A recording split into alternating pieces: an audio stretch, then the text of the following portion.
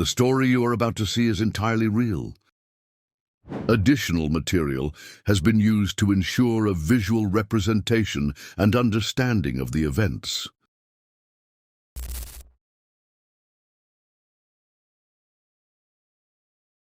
At the beginning of the 20th century, nearly 100,000 tigers roamed free. Today, the number is dramatic, fewer than 6,000. Human expansion, hunting, and indifference have pushed them to the brink. This story is a tribute to the last wild tigers and an urgent call to protect what remains. There are animals that command respect, and then there's him. A tiger with a face scarred by war.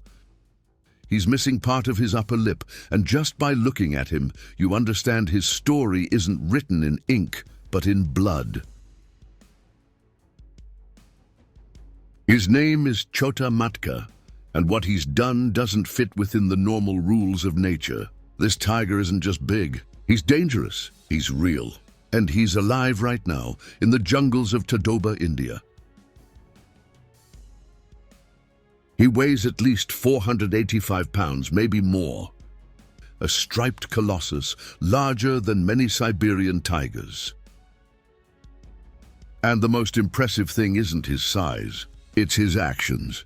He has killed 3 tigers, 3 real fights, face to face, against other adult males. And he won them all. No coalition, no pack, no strategy. Just brute strength, experience, and a wild will to survive.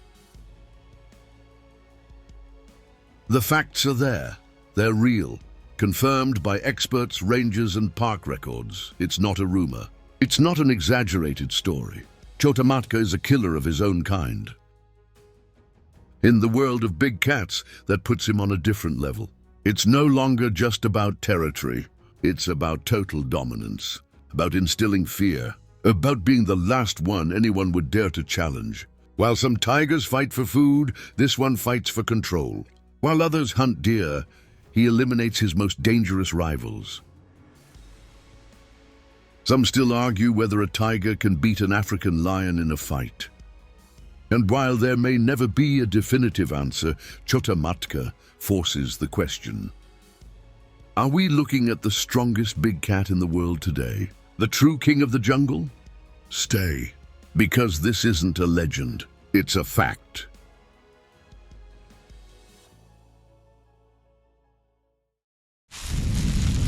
The tiger that kills tigers, Chota Matka.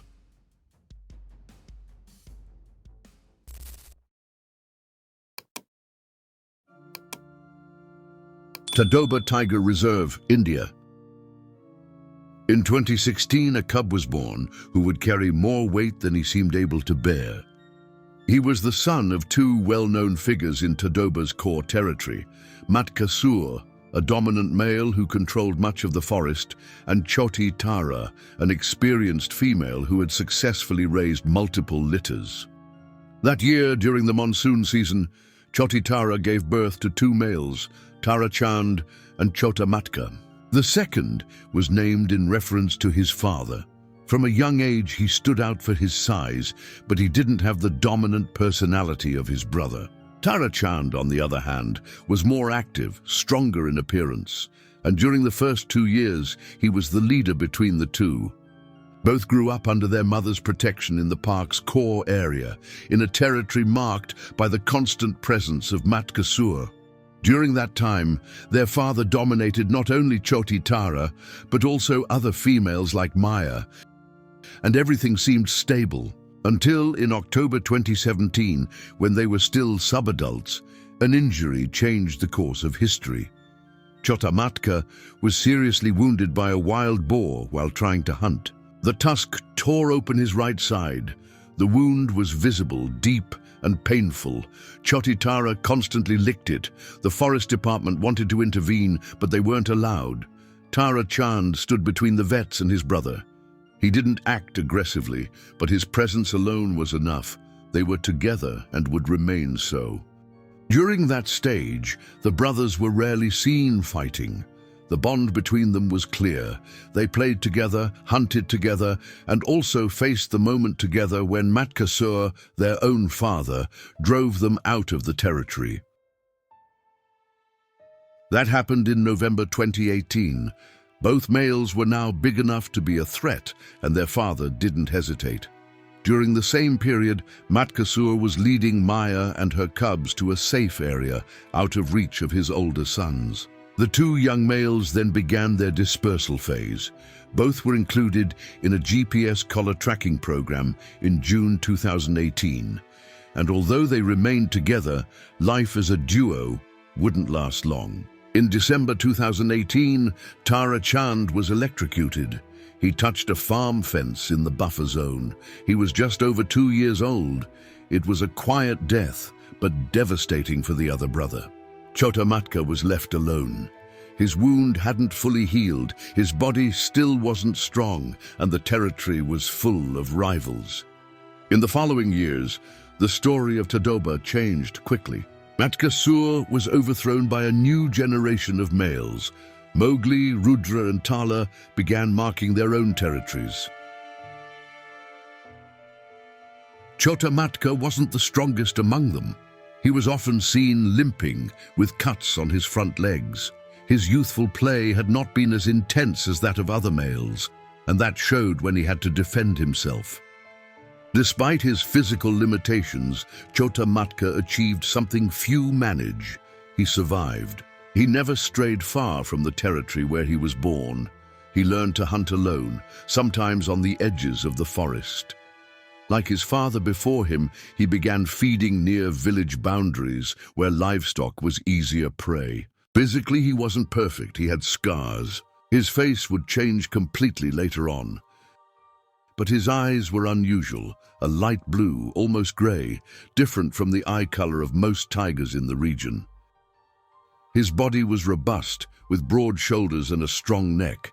Despite his wounds, he commanded respect. In 2021, during the monsoon, one of the most important events of his life took place. Mowgli attacked him brutally. He destroyed part of his face. From that moment on, Chota Matka's face was permanently scarred. But the tiger didn't disappear. He withdrew for several months, staying in remote areas, healing in silence.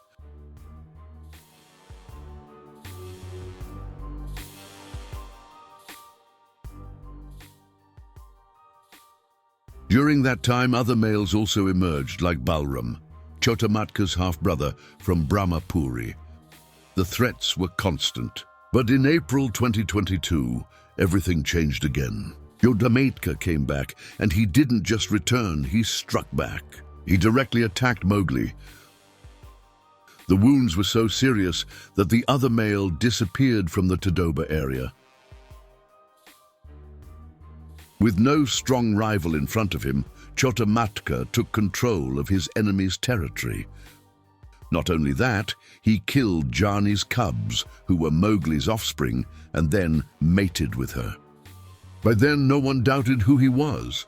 He had survived his father's expulsion, his brother's death, a serious injury as a subadult, and a nearly fatal attack from Mowgli. He was alone, but he was alive. In the following years, he consolidated his presence. He had total control over a key region with several females and no resident males who dared to challenge him. In the past, Chota Matka had also defeated the male known as Tala, one of the tigers who had expelled Matkasur from his territory. He also defeated another tiger named Bamboo, and in November 2023, he killed another veteran, Bajrang.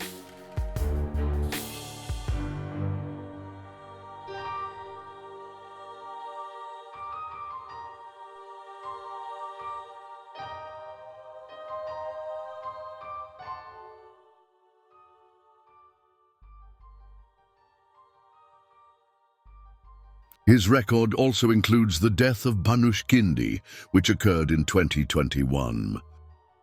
The pattern was clear. He wasn't a tiger that looked to avoid conflict. If necessary, he eliminated competitors.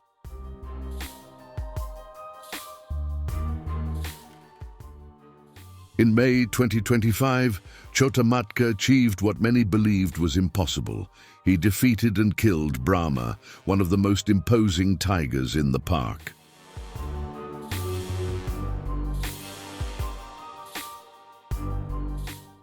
It was a brutal fight. Brahma, with his colossal size and experience, had long represented the image of dominance. But Chota Matka didn't back down. He fought to the end, and he won. However, the victory came at a price. Chota Matka's body ended up swollen, covered in bites, deep scratches, and the accumulated weight of years of conflict. Since then, he has been recovering. He moves little, eats what he can, avoids fighting. His body is battered, but his will is not.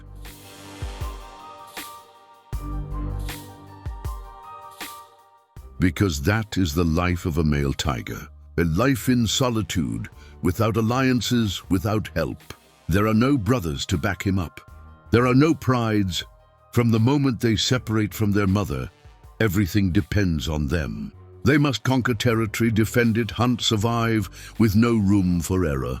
It's a reality few understand outside the Indian forests. In the African savanna, an injured lion can still rely on his coalition, or simply stop hunting for days while others do it for him. He can even intimidate rivals with his mane alone, without needing to fight. But in India, an injured tiger must fend for himself. If he can't walk, he dies. If he can't hunt, he dies. If his wound gets infected, he dies. No one will come to help him. And that's why those who manage to rise after a battle like the one Chota Matka faced are something more than strong. They are survivors in the rawest sense of the word. But rest never lasts. Just a few days ago, a new tiger was seen crossing the edges of Chota Matka's territory. His name is Veerbhadra. That's no coincidence. The smell of blood, the silence of a tiger who no longer roars as often, the open space, all of it draws the attention of an ambitious young male. Veerbhadra hasn't attacked yet, but he's already there, watching, measuring, waiting. And Chota Matka, still in pain, still marked by the fight with Brahma, will have to prepare for another chapter. Because in the jungle, victory is never final.